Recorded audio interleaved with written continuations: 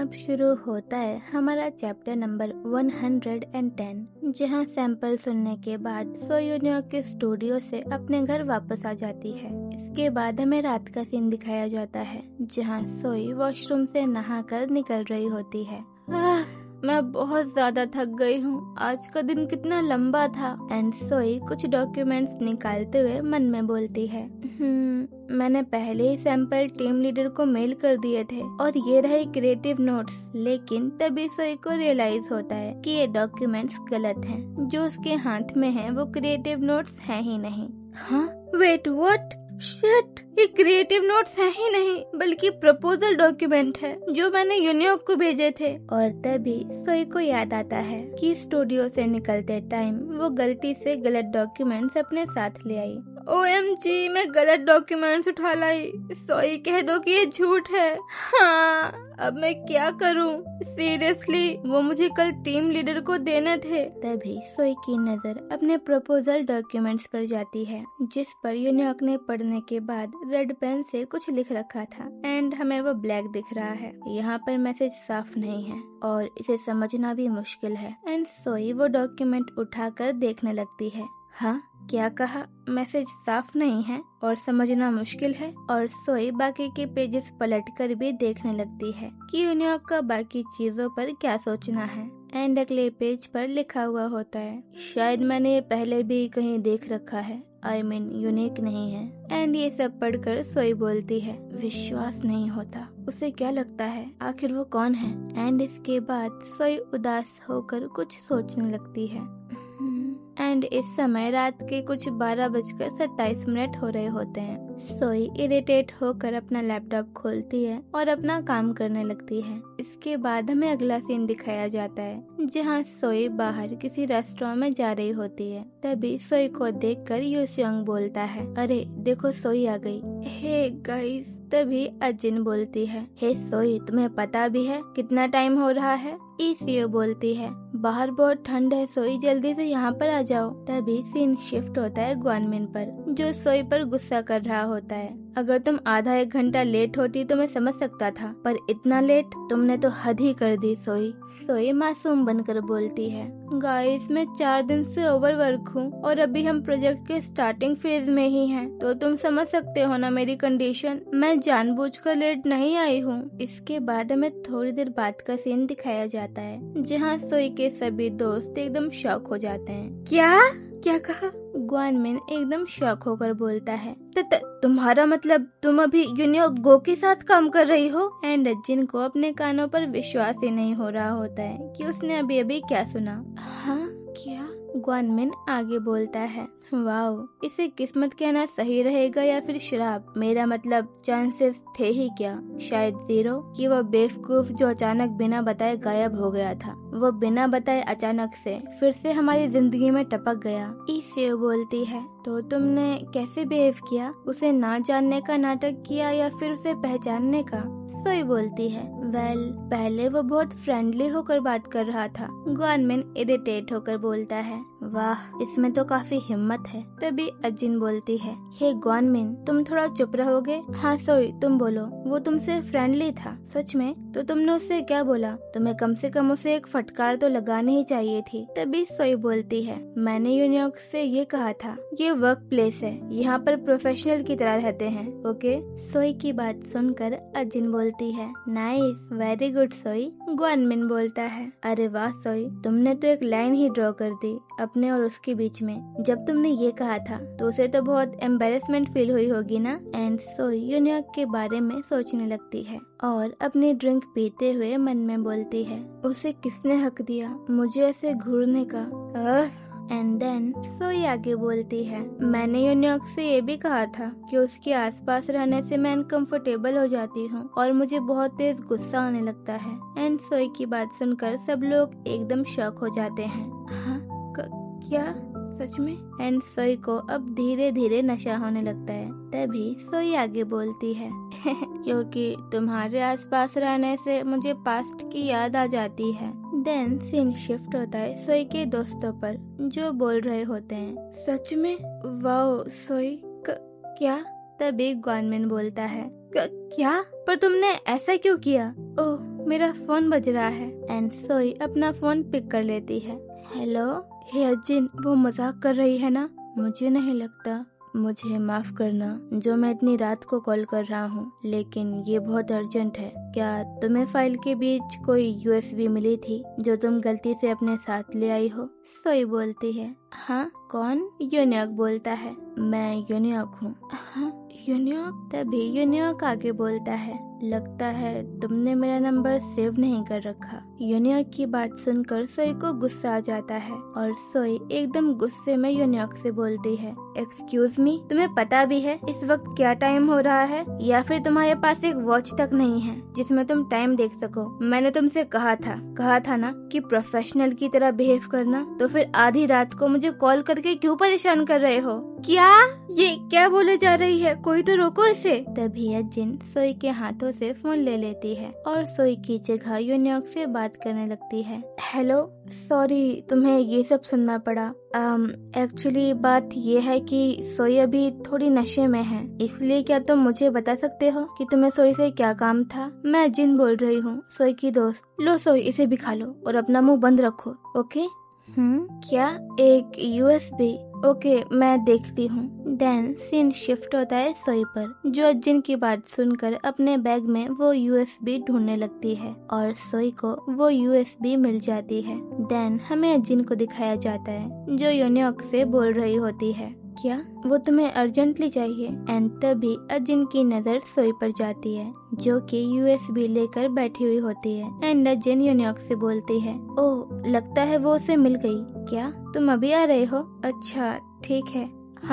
हम अभी एक रेस्टोरेंट में हैं। रुको, मैं तुम्हें लोकेशन भेजती हूँ। इसके बाद हमें अगला सीन दिखाया जाता है जहाँ सोई नशे में बड़बड़ा रही होती है। क्या बकवास आदमी है, बेवकूफ कहीं का। वो अपने आप को समझता क्या है जो मेरे प्रपोजल डॉक्यूमेंट पर वो कमेंट किए, वो भी रेड पेन से। हाँ, क्या वो टीचर है या मेरा बॉस? फिर उसकी हिम्मत कैसे हुई? कितना इरिटेटिंग है। एंड इतना बड़बड़ाने के बाद सोई सो जाती है। तभी ग्वानमिन सोई पर हंसते हुए बोलता है लगता है सोई का डब्बा गुल हो गया। हे अजिन, सोई की रिस्पॉन्सिबिलिटी अब तुम्हारे हाथों में है, इसे सेफली घर पहुंचा देना। अजिन बोलती है, सीरियसली? सोई ने आखिर इतनी कब पी ली? एंड अजिन सोई को जगाने लगती है, हे सोई उठ जाओ, यूनियक बस आता ही होगा, तुम इस तरह सोते नहीं रह सकती हो यार। तभी ग्वानमिन बोलता है वैसे टेक्निकली देखा जाए तो वो अचानक से कमीना नहीं बना। क्या? हाँ, वो तो हमेशा से ही कमीना था, स्कूल टाइम से ही। उसके पास ना ही कोई दिल था और ना ही किसी के लिए कोई फीलिंग्स। शायद ऐसे लोगों को सोशियोपैथ कहते हैं। हे ग्वानमिन, तुम्हें नहीं लगता कि तुम कुछ ज्यादा ही बड़ा चढ़ाकर बोल रहे हो? तभी ईसिया बोलती है, लेकिन अजिन, मैं ग्वानमिन की बात से एग्री करती हूँ। यूसियोंग बोलता है हे गाइस, ऐसे मत बोलो, वो हमारा दोस्त है। यूसियोंग की बात सुनकर सब लोग शांत होकर यूसियोंग को घूरने लगते हैं। तुम लोग मुझे ऐसे क्यों घूर रहे हो? क्या वो हमारा दोस्त नहीं है? तभी यूसियोंग आगे बोलता है, मेरा मतलब था वो हमारा कभी दोस्त हुआ करता था, है ना? एंड अब भी सब लोग शांत होकर यूसियोंग को घूर ही रहे होते हैं। तभी यूसियोंग की बात सुनकर ग्वानमिन भड़कते हुए बोलता है, देखा, मैं सही था, वो एक कमीना ही है। उसने हमें ये तक सोचने पर मजबूर कर दिया कि क्या हम सच में कभी उसके दोस्त भी थे या नहीं। अगर उसने कभी हमें दोस्त माना होता तो जाने से पहले वो एक बार हमें गुड बाय तो बोल ही सकता था। तुम्हें नहीं लगता अगर कभी मैं उससे मिलूंगा तो उसे जरूर पूछूंगा और उसे धमका कर बोलूंगा, ओए यूनियक के बच्चे सुन, तू एक बार बता नहीं सकता था क्या कि तू अब्रॉड जा रहा है? तेरे मुँह में दही जम गई थी क्या? हाँ ग्वानमिन, क्या तुम लोग मुझे ऐसे क्यों घूर रहे हो? एंड तभी यूनियक बोलता है जो ग्वानमिन के बगल में ही खड़ा हुआ होता है, हेलो ग्वानमिन। इसके बाद हमें अगला सीन दिखाया जाता है जहां अजिन और यूनियक रेस्टोरेंट के बाहर खड़े हुए होते हैं और अजिन यूनियक को उसकी यूएसबी लौटाते हुए बोल रही होती है, ये रही तुम्हारी यूएसबी, उन सब की बातों का बुरा मत मानना क्योंकि ये तुम्हारी गलती थी। यूनियक बोलता है, ठीक है। अजिन आगे बोलती है, 10 साल हो गए हैं, लेकिन फिर भी तुमने बस एक छोटा सा हेलो ही बोला, थोड़ा अजीब नहीं लगता? यूनियक बोलता है, क्योंकि शायद मैं एक सोशियोपैथ हूँ। अजिन बोलती है लगता है तुम दिल पर ले गए। इसका मतलब तुमने सब कुछ सुन लिया था। हाँ शायद। तभी अजिन बोलती है, हे तुम जानते हो ना, वो बस तुमसे थोड़ा नाराज हैं और दुखी भी, बस यही बात है। यूनियक सर हिलाकर हाँ बोलने लगता है और दोनों शांत होकर खड़े रहते हैं। तभी अजिन बोलती है, ठीक है फिर अब मैं चलती हूँ। ओके। और अजिन रेस्टोरेंट की तरफ जाने लगती है और यूनियक साइड में खड़े होकर स्मोक करने लगता है। एंड इस मोमेंट पर अजिन के दिमाग में एक बात घूम रही होती है जो कि वो यूनियक से पूछना चाहती थी। एंड थोड़ी सी हिम्मत दिखाकर अजिन आखिरकार यूनियक से पूछ ही लेती है, हे यूनियक सुनो, उस दिन क्या हुआ था? यूनियक कंफ्यूज होकर बोलता है, किस दिन? अजिन बोलती है, जिस दिन तुम अब्रॉड के लिए निकल गए थे, उस दिन हम मिले थे स्कूल के पुराने वाले आर्ट रूम में। इसके बाद में 10 साल पुरानी कहानी दिखाई जाती है जहां यूनियक स्कूल के पुराने वाले आर्ट रूम में होता है, उसी आर्ट रूम में जहां वो सोई को पियानो बजाना सिखाता था। इसके बाद हम प्रेजेंट स्टोरी में वापस आते हैं जहां यूनियक ड्राइविंग करते हुए रेडियो सुन रहा होता है एंड शो का होस्ट बोल रहा होता है, हेलो स्टारलाइट लिसनर्स, मैं हूँ आपका होस्ट युनवू यू। वैसे रात बहुत ज्यादा हो चुकी है ना? रात से एक बात याद आई कि हम हर रात अपने सपनों की कहानियों को अपनी बाहों में समेट कर सोते हैं, लेकिन फिर भी हमारे आसपास कई लोग होते हैं जो रात में सो नहीं पाते, शायद अपने रिग्रेट और चिंताओं की वजह से। पर एक सवाल मैं आपसे पूछना चाहता हूँ, क्या आपको भी कोई रिग्रेट है? ये बात सुनकर यूनियक के दिमाग में अजिन की बात चलने लगती है। हे यूनियक सुनो, उस दिन क्या हुआ था जिस दिन तुम अब्रॉड के लिए निकल गए थे? उस दिन हम मिले थे स्कूल के पुराने वाले आर्ट रूम में। यूनियक बोलता है, मुझे याद नहीं, वो बात 10 साल पुरानी है, मुझे कैसे याद रहेगा? इसके बाद में शो के होस्ट की वॉइस आती है जो बोल रहा होता है, वो चीजें क्या हैं जो आपको सोचने पर मजबूर करती हैं कि काश मैंने उस वक्त ये कह दिया होता, या फिर अगर मैंने अलग चॉइस ली होती तो मेरी जिंदगी आज बेहतर होती। देन सीन शिफ्ट होता है यूनियक पर जो मन में बोल रहा होता है, ये शो तो काफी डिप्रेसिंग है। इसके बाद हमें 10 साल पुरानी कहानी दिखाई जाती है जहां यूनियक स्कूल के पुराने वाले आर्ट रूम में होता है और एक आखिर बार पियानो बजा रहा होता है। एंड यूनियक के हाथों में सोई का बहुत पुराना टेस्ट पेपर होता है एंड ये टेस्ट पेपर वही होता है जो सोई ने गिरा दिया था जब वो मिस जुई से यूनियक की जगह वॉलंटियर करने के लिए बोल रही थी। यूनियक उदास होकर यूं ही खड़ा हुआ होता है कि तभी उसे पीछे से आवाज आती है, हे यूनियक तुम यहाँ क्या कर रहे हो? एंड ये वॉइस होती है अजिन की। एंड देन हम प्रेजेंट स्टोरी में वापस आते हैं जहाँ हमें शो के होस्ट की वॉइस आती है जिससे यूनियक सुन रहा होता है।